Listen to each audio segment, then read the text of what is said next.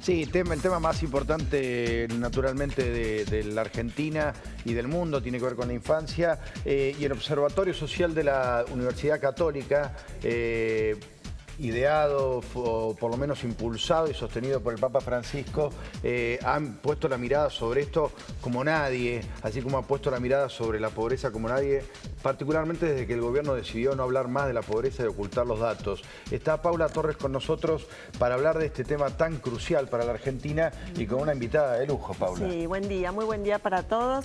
Le queremos dar la bienvenida a Yanina Tuñón. Ella es licenciada en Sociología, profesora universitaria de la Universidad de La Matanza, integra todo el equipo de la UCA, la Universidad Católica Argentina, y es la investigadora responsable, coordinadora de este informe que presentan cada año, y el último fue presentado el 26 de agosto, así que te queremos saludar con mucho cariño, mucho respeto y admiración por lo que haces, Yanina. Gracias a ustedes. Sí, ¿cómo nace esta herramienta tan valiosa que está al alcance de todos para que reflexionemos y actuemos a partir de esto de hacernos cargo de la niñez?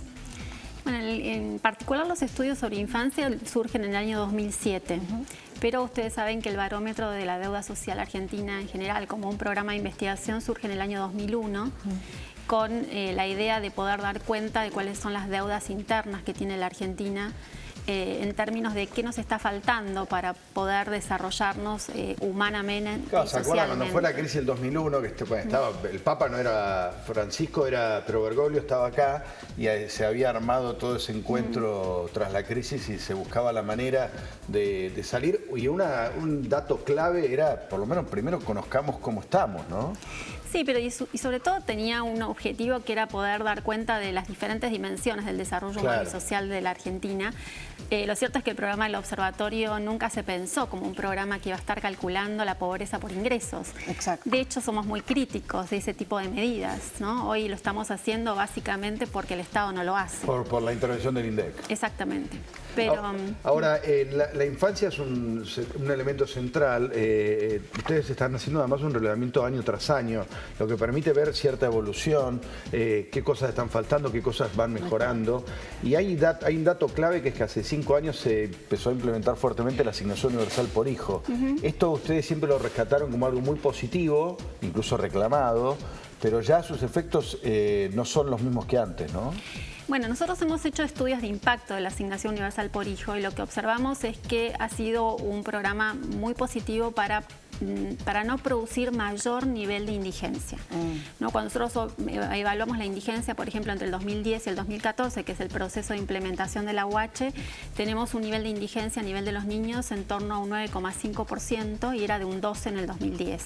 De manera que las situaciones de pobreza extrema han disminuido o se han estancado, ¿no? Pero esto evidentemente no es suficiente para sacar a la infancia de la pobreza. Estamos hablando de pobreza económica. extrema. Pobreza o sea que extrema. prácticamente 1 de cada 10 chicos argentinos vive en la pobreza extrema. Tomen nota de ese dato, porque después aparece Cristina hablando de Disneylandia. 1 de cada 10 chicos vive en la pobreza extrema. Otro indicador que es directo es la inseguridad alimentaria, y ahí tenés un 8% en esa situación, ¿no? Para dar cuenta de dos indicadores que son diferentes. Uno tiene que ver con los ingresos, claro, y otro tiene que ver con la experiencia de hambre que tiene una parte importante de la El infancia. 8% de los argentinos, de los chicos, niños, tienen hambre. Hace poco vimos el caso dramático de Chaco, Paula, sí, que bueno, ahí había una complejidad mayor, pero estaba el tema del hambre seguramente, sí, ¿no? Después hay un indicador que a mí me parece mucho más interesante para evaluar la pobreza infantil, que son las necesidades básicas insatisfechas, o lo que nosotros llamamos la pobreza multidimensional, que tiene que ver con otros aspectos de la vida de la infancia que a veces, como no sabemos exactamente de qué estamos hablando, parecen un número, ¿no? Pero el 26% de los niños viven en condiciones de necesidades básicas insatisfechas. ¿Qué quiere decir esto? El hogar. Que viven en condiciones de hacinamiento, claro, o sea, que duermen en un cuarto en donde promedio son 3 o más personas por cuarto. Comparten el colchón. Claro, ¿qué significa esto para un niño? Significa que probablemente comparte cama-colchón, que probablemente no encuentra un lugar en su casa donde jugar. No tiene intimidad. Que probablemente, por supuesto, está vulnerada su privacidad, pero también es un lugar donde posiblemente no puede invitar amigos, ¿no? Claro. Y todo esto en la infancia tiene una significación muy particular. Sí. También, bueno, las condiciones de saneamiento, estamos hablando en ese número del 26%, chicos que probablemente tienen dificultades para acceder al agua potable o que no tienen un inodoro con descarga. Cuando es ese adulto, bueno, se puede tener ciertos cuidados, pero cuando se es niño es mucho más complicado tener cuidados y por lo tanto son niños mucho más vulnerables a las enfermedades, niños que faltan más a la escuela. Digamos que las mochilitas que van teniendo estos niños son todas mochilas que hacen mucho más difícil el ejercicio de derechos tan básicos como es, por ejemplo, el de la educación o el de jugar, ¿no? Sí, o por ejemplo el hecho de, hay cosas que se asignan, va mucho más allá del Estado, del gobierno de turno, es decir, esta es una herramienta absolutamente neutral en donde nos invita a todos a ser protagonistas, porque vos decís que los chicos no tengan la posibilidad de festejar el cumpleaños, no le atribuyamos todo a los gobiernos, porque eso puede partir desde el mismo barrio, desde el cambio de cultural. Comunidad, claro. Exacto. Exacto. Sí, esto es un estudio que, como decimos, trata de ver la vida de la infancia desde muchos lugares. Uno es los procesos de crianza y socialización.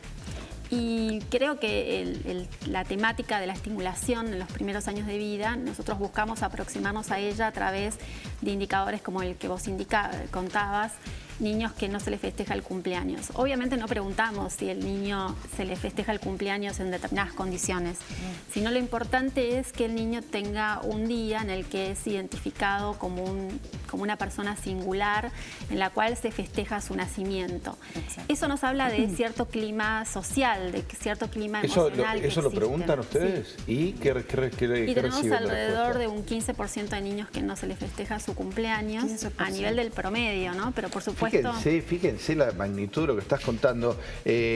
Yanina, además de ocuparse de este punto del barómetro de la deuda, el tema de la infancia, es una especialista en el tema.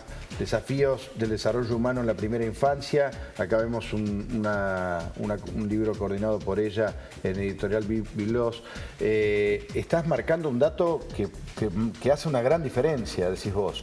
Un chico que tiene cumpleaños, otro al que ni siquiera le dicen feliz cumpleaños Pepe o Pedrito o Juan.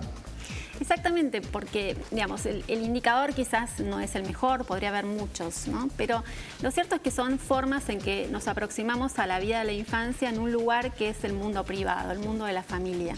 Por lo general, las políticas de Estado no suelen introducirse en cuáles son las estrategias familiares de crianza o de socialización de los niños.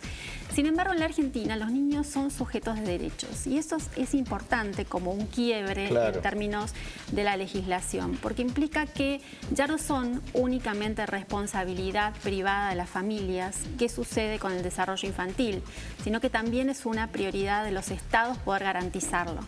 Obviamente los medios de comunicación tienen una oportunidad increíble que es la de introducir un conjunto de conocimiento que puede ser muy valioso para muchos hogares, para mamás y para papás, en términos de qué podemos hacer para estimular a los niños desde los primeros años de vida. ¿Por qué es importante que le cuentes cuentos, que le cantes, que juegues con él, que lo estimules? Es importante para su desarrollo neuronal. No es solamente relevante que amamantes a tu niño, eso es importante, que lo hagas con una conexión, ¿no? Que significa que lo mires, que dediques ese tiempo a ese cachorro al que le estás generando una estimulación que es elemental, básica para su desarrollo y para que pueda desarrollar su máximo potencial, ¿no? Exacto. ¿Cómo pueden encontrar todo el informe? A través de internet, se lo descargan de manera gratuita. ¿Sí? Sí, en www.uca.edu.ar/observatorio. Estuvo en el Graph todo el tiempo. Es maravilloso lo que están haciendo.